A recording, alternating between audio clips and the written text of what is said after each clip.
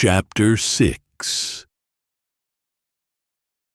Mina Murray's Journal 24th of July, Whitby.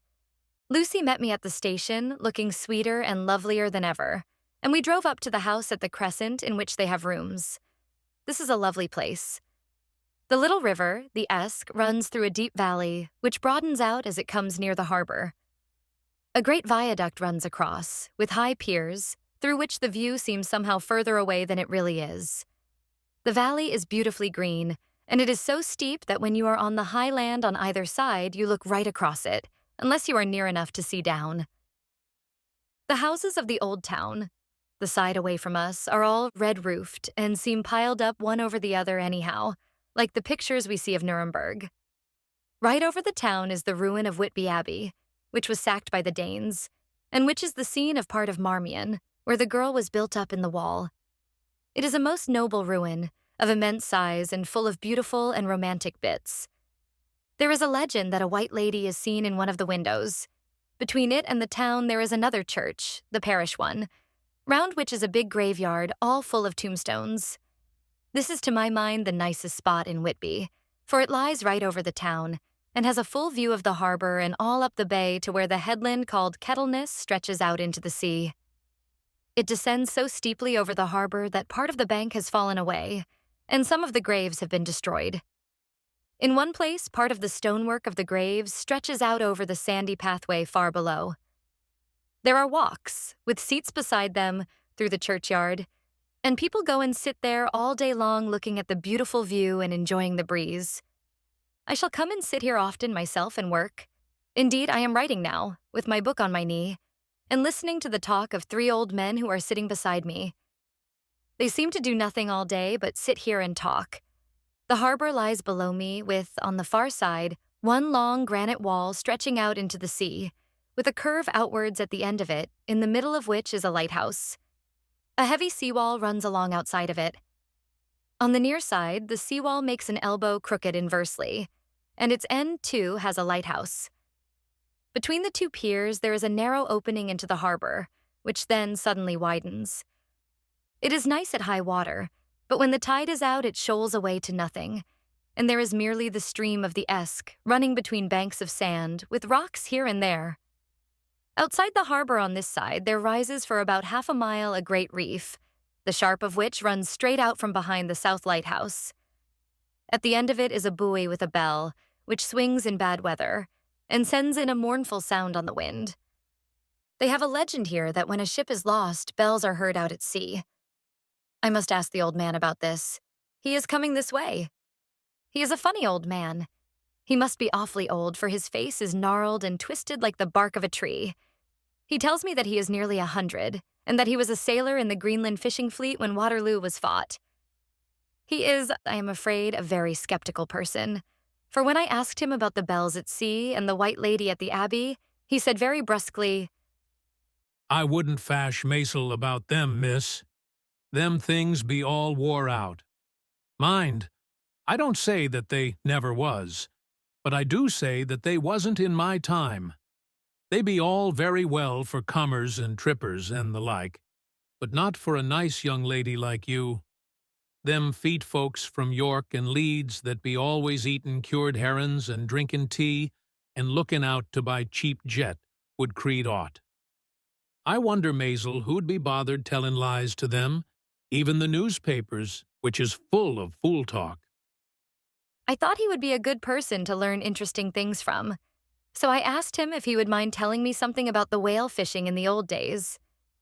He was just settling himself to begin when the clock struck 6, whereupon he labored to get up and said, "I must gang agin words home now, miss. My granddaughter doesn't like to be kept waitin' when the tea is ready, for it takes me time to crammel aboon the grease, for there be a many of 'em, and, miss, I lack belly timber sairly by the clock." He hobbled away, and I could see him hurrying, as well as he could, down the steps. The steps are a great feature on the place. They lead from the town to the church. There are hundreds of them, I do not know how many, and they wind up in a delicate curve. The slope is so gentle that a horse could easily walk up and down them. I think they must originally have had something to do with the abbey. I shall go home too. Lucy went out, visiting with her mother, and as they were only duty calls, I did not go. 1st of August. I came up here an hour ago with Lucy, and we had a most interesting talk with my old friend and the 2 others who always come and join him. He is evidently the Sir Oracle of them, and I should think must have been in his time a most dictatorial person. He will not admit anything, and downfaces everybody. If he can't out-argue them, he bullies them, and then takes their silence for agreement with his views. Lucy was looking sweetly pretty in her white lawn frock. She has got a beautiful color since she has been here. I noticed that the old men did not lose any time in coming and sitting near her when we sat down. She is so sweet with old people. I think they all fell in love with her on the spot. Even my old man succumbed and did not contradict her, but gave me double share instead. I got him on the subject of the legends, and he went off at once into a sort of sermon. I must try to remember it and put it down. It be all fool talk, lock, stock, and barrel. That's what it be, and nowt else. These bands, and wafts, and ball ghosts, and bar guests, and bogles, and all anent them, is only fit to set bairns and dizzy women a belderin.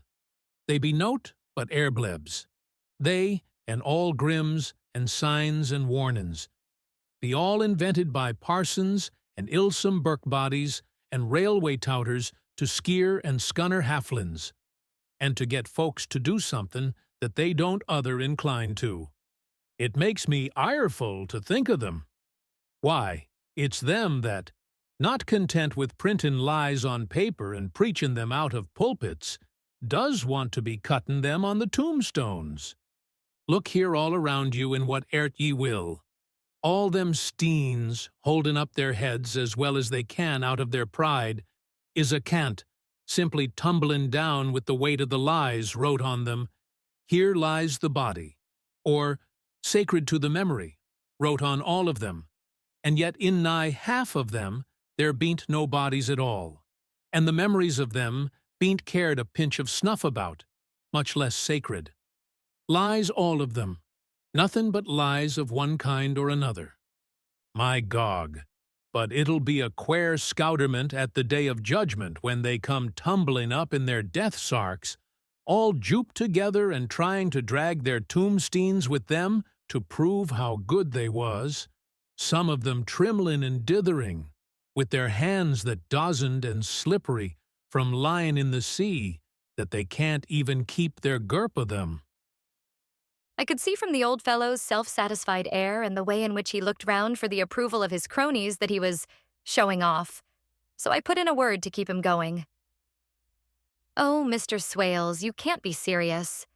Surely these tombstones are not all wrong." Yablins, there may be a poorish few not wrong, savin' where they make out the people too good, for there be folk that do think a bomb bowl be like the sea, if only it be their own. The whole thing be only lies. Now look you here. You come here a stranger, and you see this Kirkgarth. I nodded, for I thought it better to assent, though I did not quite understand his dialect. I knew it had something to do with the church. He went on, And you consate that all these steens be a boon folk that be haped here, snod and snog. I assented again. Then that be just where the lie comes in. Why, there be scores of these lay-beds that be tomb as old Dun's back-a-box on Friday night. He nudged one of his companions, and they all laughed. And, my Gog, how could they be otherwise? Look at that one, the aftest abaft the beer bank. Read it. I went over and read, "Edward Spensla, Master Mariner, murdered by pirates off the coast of Andres, April 1854, age 30. When I came back, Mr. Swales went on, Who brought him home, I wonder, to hap him here? Murdered off the coast of Andres, and you consated his body lay under. Why, I could name ye a dozen whose bones lie in the Greenland seas above, he pointed northwards, or where the currents may have drifted them. There be the steens around ye. Ye can, with your young eyes, Read the small print of the lies from here. This Braithwaite Lowry, I knew his father, lost in the lively off Greenland in 20, or Andrew Woodhouse, drowned in the same seas in 1777, or John Paxton, drowned off Cape Farewell a year later, or old John Rawlings, whose grandfather sailed with me, drowned in the Gulf of Finland in 50. Do ye think that all these men will have to make a rush to Whitby when the trumpet sounds? I have me antherums aboot it.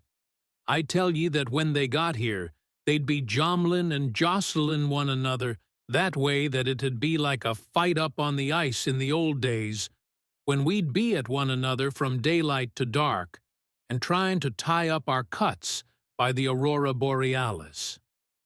This was evidently local pleasantry, for the old man cackled over it, and his cronies joined in with gusto. But, I said, surely you are not quite correct, for you start on the assumption that all the poor people or their spirits will have to take their tombstones with them on the Day of Judgment. Do you think that will be really necessary? Well, what else be they tombstones for? Answer me that, miss. To please their relatives, I suppose. To please their relatives, you suppose. This he said with intense scorn. How will it pleasure their relatives to know that lies is wrote over them, and that everybody in the place knows that they be lies? He pointed to a stone at our feet which had been laid down as a slab, on which the seat was rested, close to the edge of the cliff. Read the lies on that thruff stone, he said. The letters were upside down to me from where I sat, but Lucy was more opposite to them, so she leant over and read, Sacred to the memory of George Cannon, who died in the hope of a glorious resurrection on July 29th, 1873, falling from the rocks at Kettleness. This tomb was erected by his sorrowing mother to her dearly beloved son. He was the only son of his mother, and she was a widow. Really, Mr. Swales, I don't see anything very funny in that. She spoke her comment very gravely and somewhat severely. Ye don't see aught funny, ha. But that's because ye don't gom the sorrowin' mother was a hell-cat that hated him because he was a crooked. A regular lamiter he was, and he hated her so that he committed suicide in order that she mightn't get an insurance she put on his life. He blew nigh the top of his head off with an old musket that they had for scarin' crows with. 'Twarn't for crows then, for it brought the clegs and the doups to him. That's the way he fell off the rocks. And, as to hopes of a glorious resurrection, I've often heard him say mysel' that he hoped he'd go to hell, for his mother was so pious that she'd be sure to go to heaven, and he didn't want to addle where she was. Now isn't that steen, at any rate? He hammered it with his stick as he spoke. A pack of lies? And won't it make Gabriel keckle when Geordie comes panting up the grease with the Tomstein balanced on his hump, and asks to be took as evidence? I did not know what to say, but Lucy turned the conversation as she said, rising up, Oh, why did you tell us of this? It is my favorite seat, and I cannot leave it, and now I find I must go on sitting over the grave of a suicide. That won't harm ye, my pretty, and it may make poor Geordie gladsome to have so trim a lass sitting on his lap. That won't hurt ye. Why, I've sat here off and on for nigh 20 years past, and it hasn't done me no harm. Don't ye fash about them as lies under ye, or that doesn't lie there either. It'll be time for ye to be getting scart when you see the tombsteins all run away with, and the place as bare as a stubble field. There's the clock, and I must gang. My service to ye, ladies. and off he hobbled. Lucy and I sat a while, and it was all so beautiful before us that we took hands as we sat, and she told me all over again about Arthur and their coming marriage. That made me just a little heartsick, for I haven't heard from Jonathan for a whole month. The same day, I came up here alone, for I am very sad. There was no letter for me. I hope there cannot be anything the matter with Jonathan. The clock has just struck 9. I see the lights scattered all over the town, sometimes in rows where the streets are and sometimes singly. They run right up the Esk and die away in the curve of the valley. To my left, the view is cut off by a black line of roof of the old house next to the abbey. The sheep and lambs are bleating in the fields away behind me, and there is a clatter of donkeys' hoofs up the paved road below. The band on the pier is playing a harsh waltz in good time, and further along the quay there is a Salvation Army meeting in a back street. Neither of the bands hears the other, but up here I hear and see them both. I wonder where Jonathan is and if he is thinking of me. I wish he were here. Dr. Seward's Diary. 5th of June. The case of Renfield grows more interesting the more I get to understand the man. He has certain qualities very largely developed: selfishness, secrecy, and purpose. I wish I could get at what is the object of the latter. He seems to have some settled scheme of his own, but what it is I do not know. His redeeming quality is a love of animals, though, indeed, he has such curious turns in it that I sometimes imagine he is only abnormally cruel. His pets are of odd sorts. Just now his hobby is catching flies. He has at present such a quantity that I have had myself to expostulate. To my astonishment, he did not break out into a fury, as I expected, but took the matter in simple seriousness. He thought for a moment, and then said, "May I have 3 days? I shall clear them away." Of course I said that would do. I must watch him. 18th of June. He has turned his mind now to spiders, and has got several very big fellows in a box.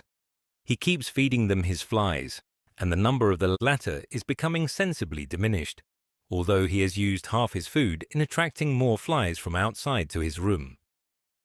1st of July. His spiders are now becoming as great a nuisance as his flies, and today I told him that he must get rid of them. He looked very sad at this, so I said that he must some of them, at all events.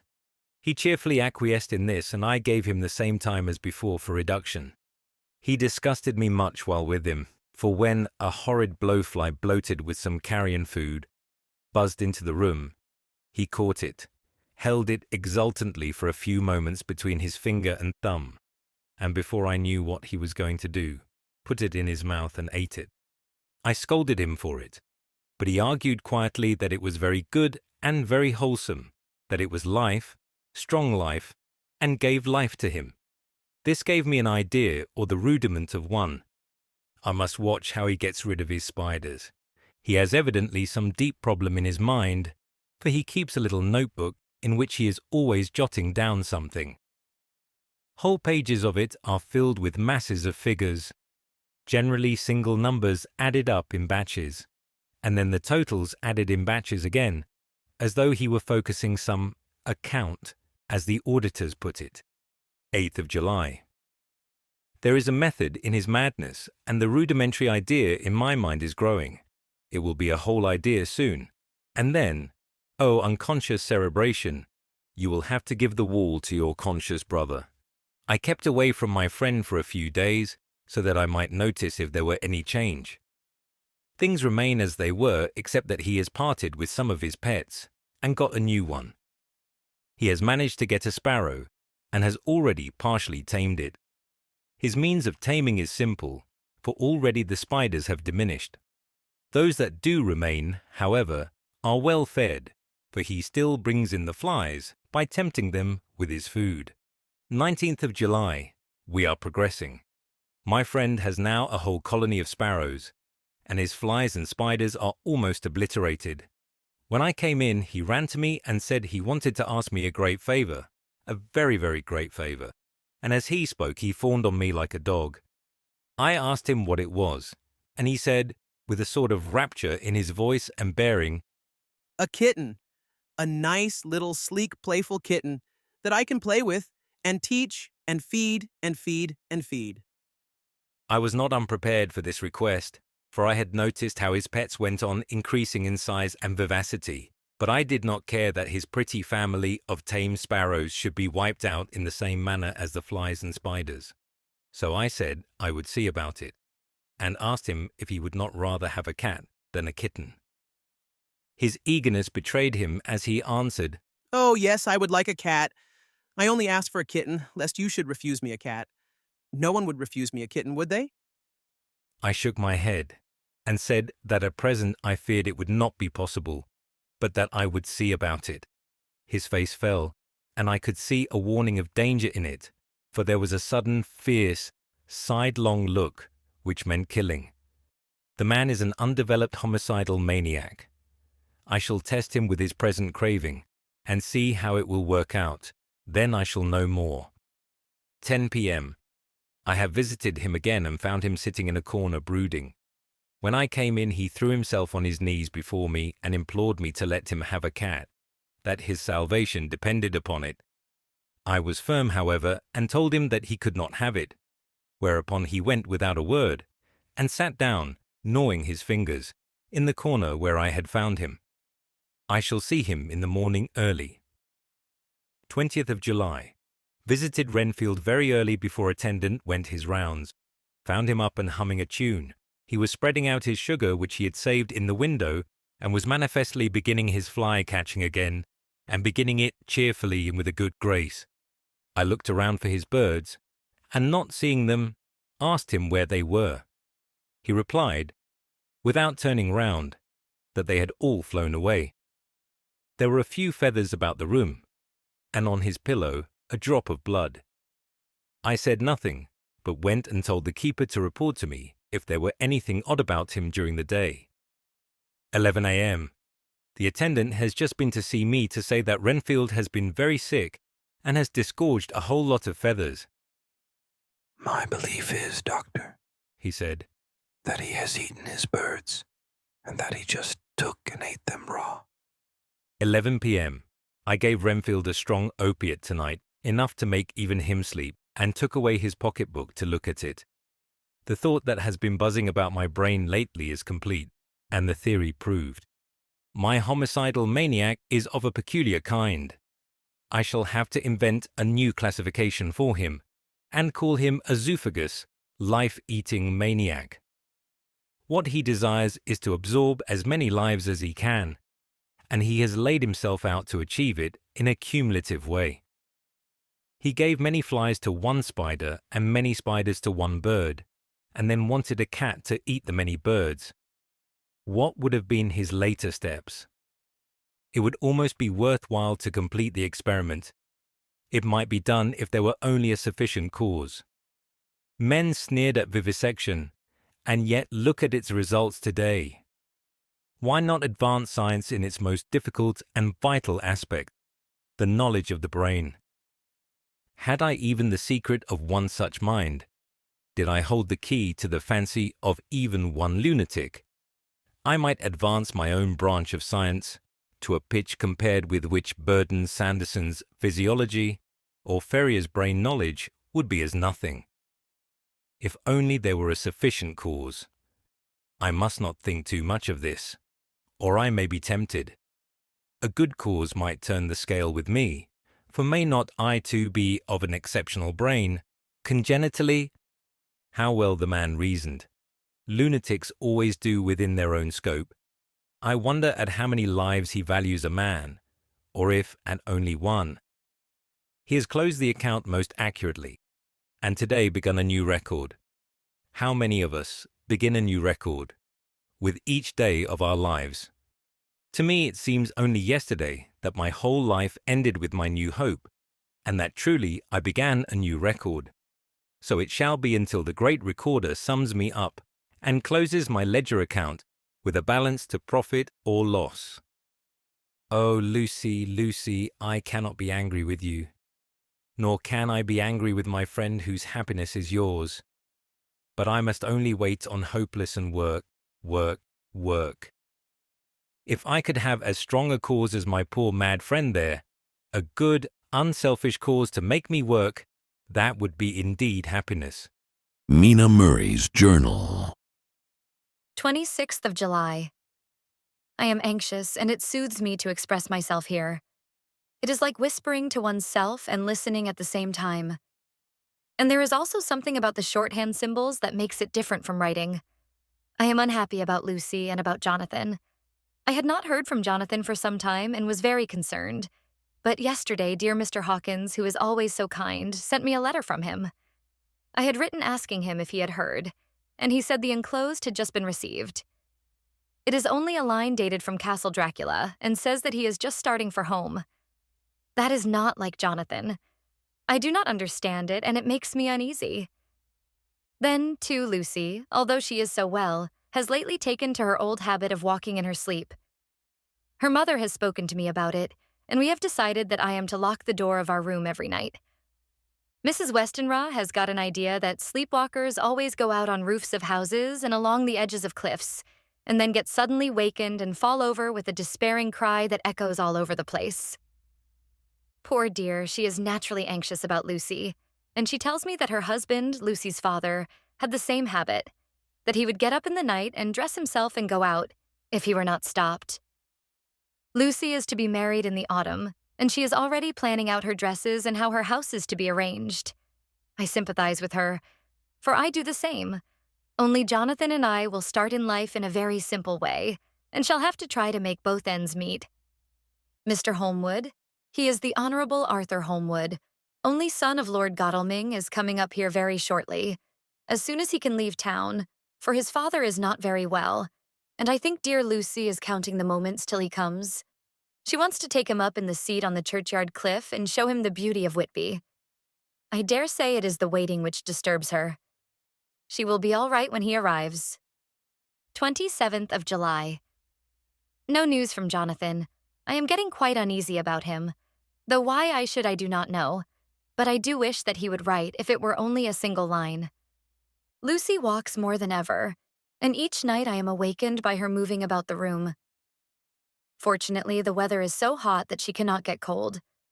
But still, the anxiety and the perpetually being awakened is beginning to tell on me, and I am getting nervous and wakeful myself. Thank God Lucy's health keeps up. Mr. Holmwood has been suddenly called to Ring to see his father, who has been taken seriously ill. Lucy frets at the postponement of seeing him, but it does not touch her looks. She is a trifle stouter, and her cheeks are a lovely rose pink. She has lost the anemic look which she had. I pray it will all last. 3rd of August. Another week gone by and no news from Jonathan, not even to Mr. Hawkins, from whom I have heard. Oh, I do hope he is not ill. He surely would have written. I look at that last letter of his, but somehow it does not satisfy me. It does not read like him, and yet it is his writing. There is no mistake of that. Lucy has not walked much in her sleep the last week, but there is an odd concentration about her which I do not understand. Even in her sleep, she seems to be watching me. She tries the door, and finding it locked, goes about the room searching for the key. 6th of August. Another 3 days and no news. This suspense is getting dreadful. If I only knew where to write to or where to go to, I should feel easier. But no one has heard a word of Jonathan since that last letter. I must only pray to God for patience. Lucy is more excitable than ever, but is otherwise well. Last night was very threatening, and the fishermen say that we are in for a storm. I must try to watch it and learn the weather signs. Today is a gray day, and the sun as I write is hidden in thick clouds, high over Kettleness. Everything is gray except the green grass, which seems like emerald amongst it. Gray earthy rock, gray clouds, tinged with the sunburst at the far edge, hang over the gray sea, into which the sand points stretch like gray figures. The sea is tumbling in over the shallows and the sandy flats with a roar, muffled in the sea mists drifting inland. The horizon is lost in a gray mist. All vastness, the clouds are piled up like giant rocks, and there is a brool over the sea that sounds like some passage of doom. Dark figures are on the beach here and there, sometimes half shrouded in the mist and seamen like trees walking. The fishing boats are racing for home and rise and dip in the ground, swell as they sweep into the harbor, bending to the scuppers. Here comes old Mr. Swales. He is making straight for me, and I can see by the way he lifts his hat that he wants to talk. I have been quite touched by the change in the poor old man. When he sat down beside me, he said in a very gentle way, I want to say something to you, miss. I could see he was not at ease, so I took his poor old wrinkled hand in mine and asked him to speak fully. So he said, leaving his hand in mine, I'm afraid, my dearie, that I must have shocked you by all the wicked things I've been saying about the dead, and such like, for weeks past, but I didn't mean them. And I want ye to remember that, when I'm gone. We odd folks that be daffled, and with one foot abaft the crock whoale, don't altogether like to think of it, and we don't want to feel scart of it. And that's why I've took to making light of it, so that I'd cheer up my own heart a bit. But, Lord love ye, miss, I ain't afraid of dying, not a bit. Only I don't want to die if I can help it. My time must be nigh at hand now, for I be odd, and 100 years is too much for any man to expect. And I'm so nigh it that the odd man is already whetting his scythe. You see, I can't get out of the habit of caffin about it all at once. The shafts will wag as they be used to. Some day soon the angel of death will sound his trumpet for me. But don't ye duel and greet, my dearie. for he saw that I was crying. If he should come this very night, I'd not refuse to answer his call. For life be, after all, only a waitin' for something else than what we're doin', and death be all that we can rightly depend on. But I'm content, for it's comin' to me, my dearie, and comin' quick. It may be comin' while we be lookin' and wonderin'.